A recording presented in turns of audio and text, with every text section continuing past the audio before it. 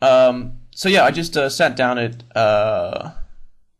4 random tables, didn't table select, just the first ones that popped up. As you can see, I've been sitting down for like 11 hands so far. Not many reads on anyone as such. I mean, I actually found like, it sounds kind of weird to say it, but I sort of found that reading people became less important. I'm just going to pause here.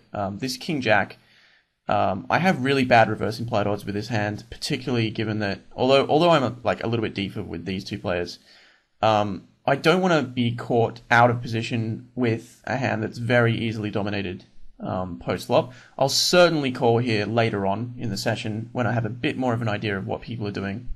But because I have to play readless for now, I don't have any real idea of what these players' ranges are. Obviously, 9-hand sample is meaningless. But I really don't want to be trapped with like top pair facing aggression and not know what to do out of position. So I'm just going to lay it down, I think, for now. Hopefully, well, I might call because I'm getting... I mean, calling obviously is pretty decent with the odds that I'm getting.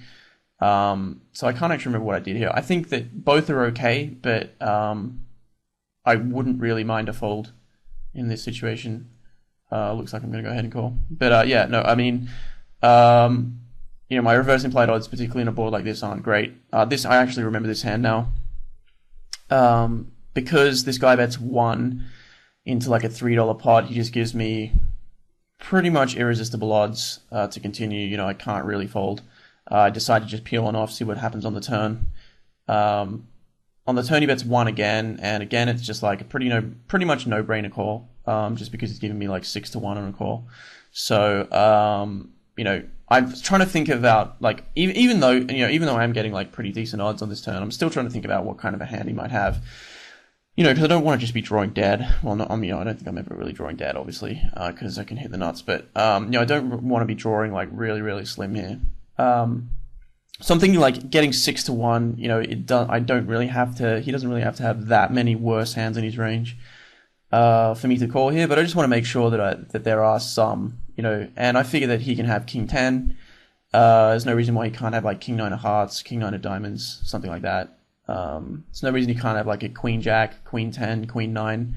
He can have like Jack X as well, like some kind of a weird. I mean, obviously, if he has Jack 10, then I'm in pretty bad shape. But you know, if he had like Jack 9 or, you know, like I said, Queen Jack or something, you know, I don't think there's any reason why he can't have those hands. So kind of the fact that he can definitely have worse.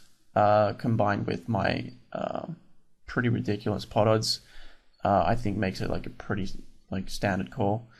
Yeah, I mean it's not a standard call because I'm not really like that excited about it, but I'm just gonna try and see what happens post flop.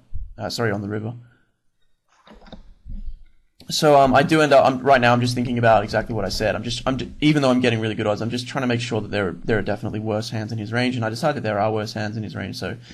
I'll go ahead and call. I hit 2 pair on the river, but obviously it's not a river card that I can bet for obvious reasons, and I do just take it down with my 2 pair. He ended up having like ace 5 or something, yeah. You know, which is pretty standard from him, but just kind of goes to show that he should have bet bigger to A, get value, and B, protect his hand.